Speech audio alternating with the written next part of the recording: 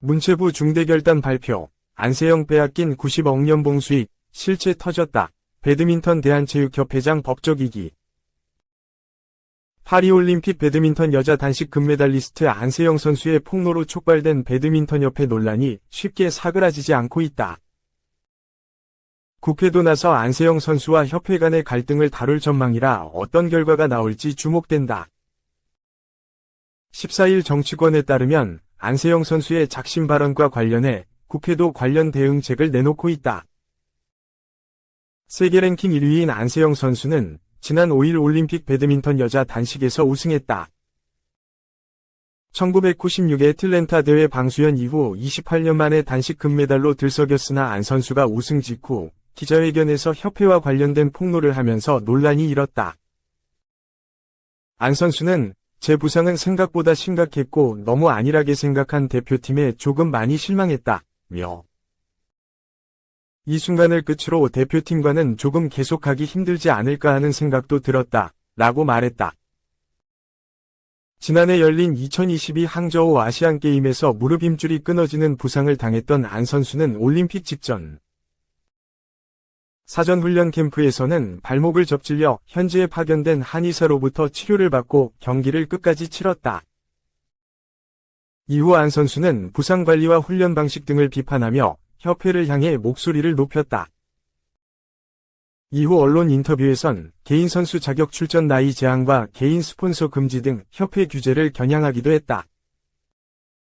대한체육회와 문화체육관광부가 안 선수의 발언과 관련해 진상 파악에 나서자 국회도 서둘러 동참하는 모습이다.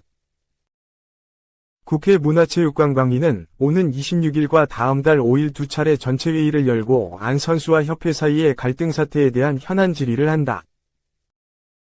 당초 국정감사에서 집중 질의가 이뤄질 것으로 예상됐지만 사안의 심각성을 고려해 전체회의에서 원하는 위원들을 대상으로 질의 신청을 받을 예정이다. 문체위 핵심 관계자는 와의 통화에서 26일 전체회의는 법안 상정을 열린다. 다만 이슈가 됐던 안 선수 관련 문제로 질의하고 싶은 위원님들은 질의를 할 것이라고 설명했다.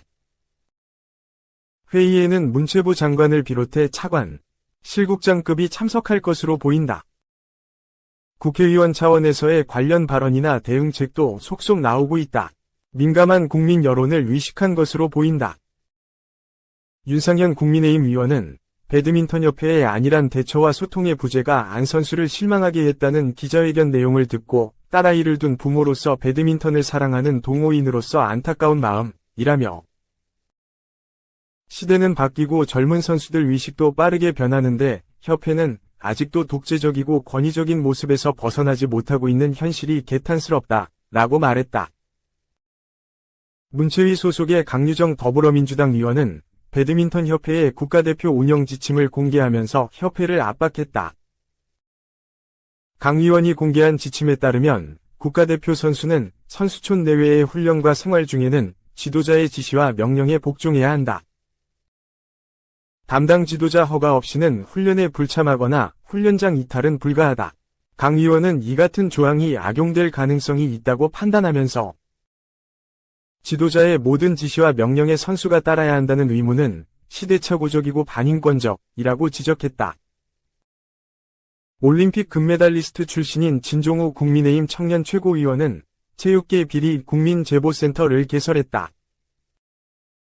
그는 대한민국 스포츠의 지속적인 발전을 위해서는 체육계의 문제점을 근본적으로 해결할 필요가 있다며 배드민턴의 여제로 발돋움한 안세영 선수의 작심 토론은 우리 체육계의 초라한 민낯을 드러내 보였다.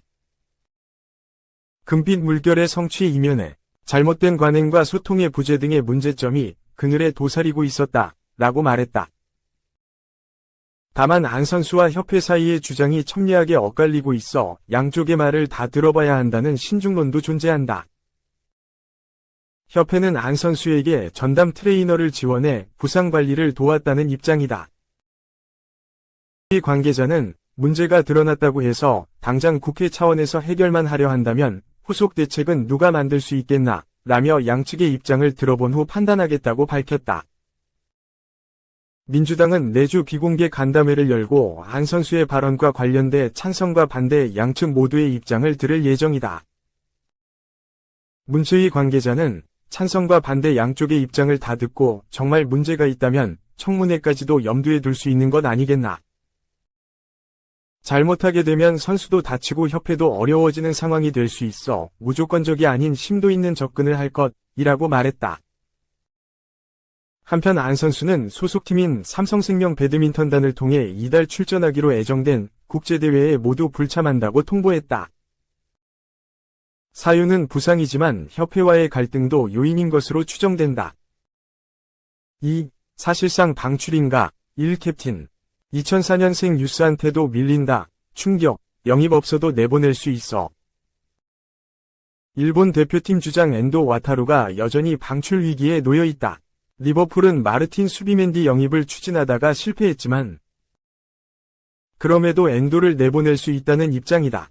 아르네 슬롯 감독은 라이언 그라벤베르와 스테판 바이체티치를 더 높이 평가하는 것으로 알려졌다. 바이체티치는 2004년생 미드필더로 1군 경력도 거의 없기에 다소 충격적인 이야기다. 훈련 중인 엔도. 일본 대표팀 주장인 엔도는 지난해 여름 슈투트가르트를 떠나 리버풀 유니폼을 입었다. 클롭 감독이 그의 안정적인 수비력을 고평가하면서 깜짝 이적이 성사됐다. 우려의 목소리도 컸지만 엔도는 베테랑답게 프리미어리그에 빠르게 적응했다. 그는 데뷔 시즌 리그 29경기를 포함해 총 43경기에 출전하며 리버풀 중원의 한 축을 담당했다. 합격점을 받기에 충분한 활약이었다. 클롭 감독은 31살 일본 미드필더와 계약할 때 그가 PL에서 뛰어난 선수가 될 것이라고 기대한 사람이 있었을까? 아무도 몰랐지만 그렇게 됐다. 엔도는 월드클래스 선수로 발전했다 라며 극찬하기도 했다. 그러나 둘의 인연은 1년 만에 막을 내렸다. 클롭 감독이 번아웃을 이유로 돌연 축구계를 떠나 휴식을 선언한 것. 새로운 아르네 슬롯 감독은 엔도를 높이 평가하지 않았다.